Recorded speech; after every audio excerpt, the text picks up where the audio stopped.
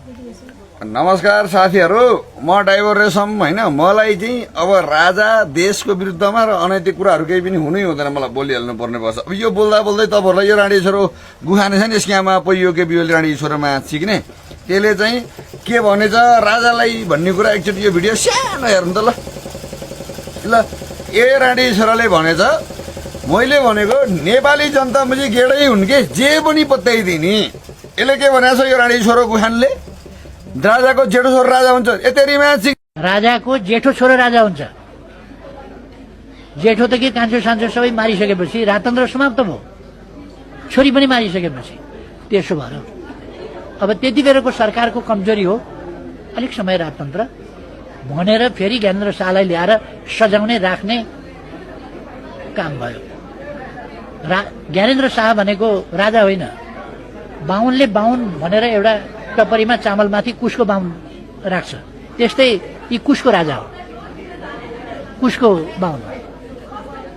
अब त्यस्तो कुरामा के बहस गरेर नि बेकार। हाम्रो वीरेन्द्र सरकारै माइलो छोरो थियो त होइन र, अनि त्यसपछिको साइलो छोरो होइन र ज्ञानेन्द्र सरकार, अनि भएको यो। अनि अर्को कुरा, जुन राजाको खुट्टो ढोगेर जेलबाट निस्केको यो मात्र चुत कैदी रन्डीको छोरो गुखाने हो, जुन म्याच सिक्नेको किडनी त आफ्नो छैन। ओ गुखाने रन्डी छोरो, त प्रधानमन्त्री हो होइन? ल मेरो ख्यास के जस्तो रन्डीको छोरो होस्, त मुजीसँग किडनी आफ्नो छैन, एउटा सन्तान आफ्नो छैन, त मुजी राजाबाट कुरा गर्न सक्छ मुजी? त्यही माथि राजा माइला हुन् कि साइला हुन् कि जेठा हुन्, तैँले मुजी त एउटा कैदी राणी छोरो। राजाले बक्सी दिएर जेलबाट छुटे कैदी त रन्डीको छोरोले राजाको विरुद्धमा बोल्न सुहाउँदैन। तर रन्डीको छोरो चुप लाएर बस। त्यो बेलाको सरकारले गल्ती गरेको होइन, त्यो बेलामा राजा वीरेन्द्रले गल्ती गरेको हुन्, तर रन्डीको छोरोलाई जेलबाट छुट्न दिएर। जौन मुजीको आफ्नो किडनी छैन, मुजी अर्का किडनी हालेर बाँचे ठुलो कुरो गर्ने। जौन मुजी सन्तान पाउन नसकेको यस्ता मुजी झरी झाँट केपिओली रन्डीको छोरोले हाम्रो राजाबारे कुरा गर्ने यतारी। तर रन्डीको छोरो गुखानलाई ड्राइभर रेशमको चेतावनी हो। ल मेरो के ख्यास न्युज ख्यास तेरी आमाको चाक, त रन्डीको छोरो, त म्याच सिक्ने बिना किडनीको, तँलाई मार्न पर्छ। त रन्डीको छोरो अपुताली होस्, नेपाल डुबाउने त होस्, मदन भण्डारी मार्ने त होस्, विद्या भण्डारी रखेल राख्ने त होस्, नेपालको बेइज्जत विदेशमा गएर गर्ने त होस्। रन्डीको छोरो औकातको हो मान्दो रहेछ म्याच सिक्ने। पहिला राजा हुँदाखेरि इन्डियाको प्रथम पाहुना हुन्थ्यो राजा, तर रन्डीको छोरो अस्ति थाइल्यान्ड गएर देखिनस्, मोदीलाई टल्ल परेर कुकुरले मुजी त्यो हड्डी हेरे जस्तो हेर्दैछ त, मोदीले बाल्दियो त। रन्डीको छोरो म्याच सिक्ने गुखाने राणीको छोरो, त म्याच सिक्ने जे गरे पनि त ठिक हो रन्डी छोरो। तैँले किन झुट बोल्या? राजाको जेठो छोरो राजा कसरी हुन्छ? राजाले जसलाई युवराज धिराज तोक्छन् त्यो हुन्छ। हाम्रा वीरेन्द्र सरकार माइलो छोरो होइनन्? तेरी आमाको चाक, त म्याच सिक्ने प्रधानमन्त्री हो भने जे पनि बोल्ने रन्डी छोरो। सबै कुकुर काँसीकै कुकेले खाला भने एसियामा पोइ म्याच सिक्ने यो अपुताली रन्डीको छोरोले त राजालाई अब सिकाउँदो रहेछ म्याच सिक्ने। तेरो त जस्तो मुजी भाथान लगाएको बाहुन मारेको होइन क्या, राजाले त 22-24 जोडेको पुस्ता हो हाम्रो राजा। त रन्डीको छोरो जस्तो हो हाम्रो राजा, त म्याच सिक्ने कुहिएको मुखबाट नि हाम्रो राजाको नामै लिनु हुँदैन तैँले। त रन्डीको छोरोले एउटा मुझे सन्तान पाउनु नसक्ने म्याच सिक्ने झारले राजाबारे कुरो गर्दैछु। रन्डीको छोरोले त जहाँ गएर पनि मैले सबै राजावादीहरूलाई भनिदिएको छु, अब यसलाई मार्नुपर्छ। नेपालको प्रधानमन्त्री यसकी म्याच सिक्ने केपिओलाई मार्नै पर्छ। रन्डीको छोरो बढी बोल्नु लाग्यो राजा विरुद्धमा। जसले बनाइदिएको देश हो उसको देशमा बसेर मात्र चुत बढी बोल्दैछ रन्डीको छोरो। गुखाने ए मेरो ख्यास ल ल देखाइदिउँ तलतिरपट्टि रन्डीको छोरो साला कुत्ता, एउटा सन्तान पाउन नसक्ने म्याच सिक्ने अपुताली।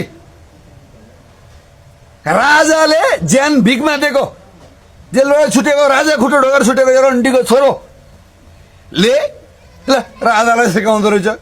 कुसका राजा हुन् र तेरी आमाको चक्का राजा हुन् म्याच सिक्ने रन्डीको छोरो राजा हाम्रो राजा हुन् विष्णु भगवानको अवतार हुन् मुजी त जस्तो मुजी अबुताली हो त जस्तो साथी मारेर साथीको सैनी रखाइल राख्ने हो त जस्तो देशको पैसा लुटेर विदेश पठाउने हो त जस्तो छोरो पाउनु नसक्ने हो त जहाँ एउटा बच्चा पाउनु नसक्ने हाम्रो राजाले मुजी राजा पाउने हेर त मादर चुल साला कुत्ता बोल्ने कुनै औकात हुन्छ नि मुजी त को हो रन्डीको छोरो राजा मुजी हाम्रो रानीसँग सुतेपछि राजा जन्मिन्छ त म्याच सिक्ने राधिकासँग सुतेर छोरो पनि जन्मिन्न तेरी आमा पोइ म्याच सिक्ने बढी बोल्ने हो यहाँ जाने छैन ड्राइभर रेशम राजावादी जिउँदैछ भन्ने राजालाई भन्नु मिल्छ तैँले म्याच सिक्ने ओ अबुताली रन्डी छोरो तैँले मिल्छ हामी जस्तो मर्दले मिल्छ मुजी हामीले छोरा पाइन्छ त्यहाँ छैनस् मुजी प्रत्येक पटल जन्मियो भने मेरा बाले मुजी 3 बाई छोरा पाएको हुन्छ त रन्डीको छोरो अबुताली साला अबुताली रन्डीको छोरो एउटा सन्तान पाउन नसक्ने म्याच सिक्ने खातेले हाम्रो राजालाई कुसका राजा तेरी आमाको चाक म्याच सिक्ने मेरो ख्यास कति ख्यास दियोस् ख्यास के गाडमा दम छ त ड्राइभर रेशमसँग तेरा ती भरौटे त्यो म्याच सिक्ने पुलिस जाँडाहरू भनेको खै कहाँ गए तेरी आमा पो म्याच सिक्ने राजावादी साथीहरूसँग पैसा जुटाएर नि चिक्ने सीमा पर गणले हानिदिन्छ त रन्डीको छोरालाई बढी बोली सुनि म्याच सिक्ने राजाको विरुद्धमा यो बाइक तँलाई पहिला किडनी फुटिन्छ भने बिर्सिस रन्डीको छोरो साला अबुताली म्याच सिक्ने जहाँ गयो त्यही देशको बेइज्जती गरेर आउँछ राडीको छोरो त मुजी कस्तो होस् खान्न पाए बाउनुहोस् मुजी अब तैँले बाहुनलाई भन्ने कुससँग म्याच सिक्ने उपाध्याय पाउनु म त रन्डीको छोरो खान्न पाएर नेवारको छोरी बिहा गरेर हेर्ने आएर छुट रानीको छोरालाई बाहुन कुस राखेको हुन्छ त म्याच सिक्ने खान्न पाउने मुजी भिखारी भात खान्न पायो भात खाने बेला बाहुनलाई काट्ने त बहादुर होस् त म्याच सिक्ने कहाँको राजा भोज कहाँको गङ्गु तेली भन्छ रन्डीको छोरो यो कुत्ता साला राजासँग कुरा गर्दो रहेछ यार राजाको विषय बारम्बार भनेको नबोल राजाको बारे भनेको रन्डीको छोरो भन्न है गुखाने त रन्डीको छोरो त गइदियोस् हाम्रो राजा गइदिउन् त मुजी अबुताली होस् हाम्रो राजा अबुताली हुन् मुजी पारस सरकार देखिनुहोस् छोरो पाएको पारसले पनि छोरो पाइसक्यो हृदयेन्द्र अब हृदयेन्द्रले पाउँछ फेरि ट्राई गर्ने हो तेरो बुढीलाई पठाइदियो त हृदयेन्द्रलाई ड्याम गरेर लगाइदियो भर्खरै बस्छ मुजी बिउ त्यस्तो पो हुन्छ राजाको त तर रन्डीको छोरो बिउै नभएको म्याच सिक्नेले भन्ने ठुक्क मुजी ओ गुखाने रन्डीको छोरो सुने ड्राइभर रेशम छ भन्ने म्याच सिक्ने राजाबारे बोल्दैन मैले भन्दैछु